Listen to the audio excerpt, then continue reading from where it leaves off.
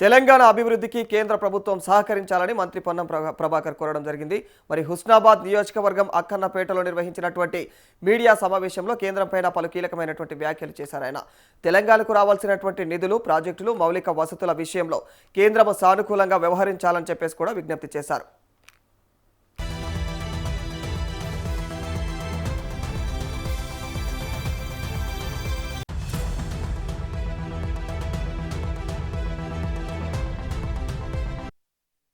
Telangana rising 2047 లక్ష్యంతో రాష్ట్ర ప్రభుత్వం ముందుకు వెళ్తోందని, మెట్రో, ఔటర్ రింగ్ రోడ్లు, ఇక ఏదైతే ఇంటర్నల్ రేడియల్ రింగ్ రోడ్లు ఉన్నాయో ఇలాంటి వాటి అన్నింటిని కూడా మరి ఆ ప్రాజెక్టులకు కేంద్రం అయితే సహకరించాలని చెప్పేసి పొన్నం ప్రభాకర్ అంటా ఉన్నారు. రాష్ట్ర ప్రయోజనాల కోసం ముఖ్యమంత్రి విదేశీ పర్యటనకు కేంద్రం అయితే అనుమతి నిరాకరించడం కూడా మరి సరికాదని చెప్పేసి ఆయన విమర్శలు గుప్పించడం జరిగింది. మరి తెలంగాణ ప్రయోజనాల కోసం బీజేపీ రాష్ట్ర నాయకులు కేంద్రాన్ని ఎందుకు ప్రశ్నించడం లేదని కూడా నిలదీయడం జరిగింది.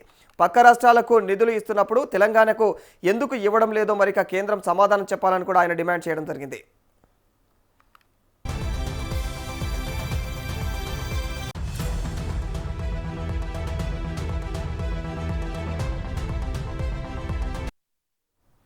ఇక ప్రజలకు ప్రభుత్వ సంక్షేమ పథకాలు, అభివృద్ధి కార్యక్రమాలు మరింత చేరువ చేయడమే లక్ష్యంగా పల్లె పల్లెకు ప్రజాపాలన, పల్లె పల్లెకు పొన్నం అనేటువంటి కార్యక్రమాన్ని అయితే నిర్వహిస్తున్నట్లుగా మంత్రి తెలియజేశారు.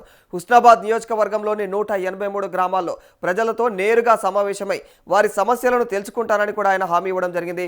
మరి విద్య, వైద్యం, వ్యవసాయం, తాగునీరు, రోడ్లు, డ్రైనేజీ, ఇక పెన్షన్లు, ఇందిరమ్మ ఇండ్ల వంటి అంశాలపైన ప్రజల నుంచి వినతులను కూడా స్వీకరిస్తా ఉన్నామని, మరి సంబంధిత అధికారులతో అక్కడక్కడే మరి సమస్యలను పరిష్కరించేలాగా కూడా చర్యలు తీసుకుంటున్నామని చెప్పేసి పొన్నం ప్రభాకర్ వెల్లడించారు.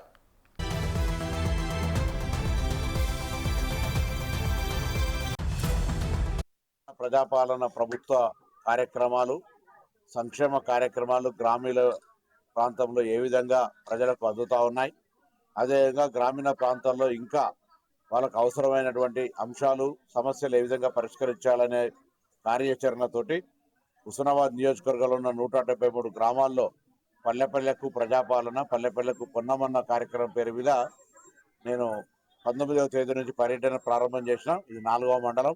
ఈ విధంగా ప్రతిరోజు ఒక మండలంలో 5-6 గ్రామాలు తిరుగుతూ అక్కడ అందరితోటి సమావేశం ఏర్పాటు చేసుకొని అక్కడ ప్రజా సమస్యలను, ముఖ్యంగా ఆ ప్రజలకు సంబంధించినటువంటి ప్రస్తుత వాతావరణ పరిస్థితుల్లో జలసిరి కార్యక్రమం ఏ విధంగా ఉంది, ఆయిల్ ఫామ్ ఏ విధంగా ఈ ప్రాంతంలో ఆరుతడి పంటలు వేసుకోవాలి, దాంతోపాటు ఆరోగ్యానికి సంబంధించి, విద్యకు సంబంధించి, అంగన్వాడీకి సంబంధించితో పాటుగా సోలార్ ప్యానెల్స్ ఏర్పాటు చేసుకోవడంతో పాటుగా ఇందిరమ్మ ఇండ్ల నిర్మాణము, పెన్షన్స్, కొత్త పెన్షన్స్ తదితర అనేక అంశాలకు సంబంధించి మరి ప్రజలకు అవగాహన కల్పించే విధంగా కార్యాచరణ తీసుకోవడం, వారందరినీ కూడా భాగస్వాములు చేసి వాళ్ళ సమస్యలను ఓపికగా వింటూ వాటిని అధికారులతో చర్చించి పరిష్కరించే రీతి లోపల కార్యాచరణ కొనసాగిస్తాను.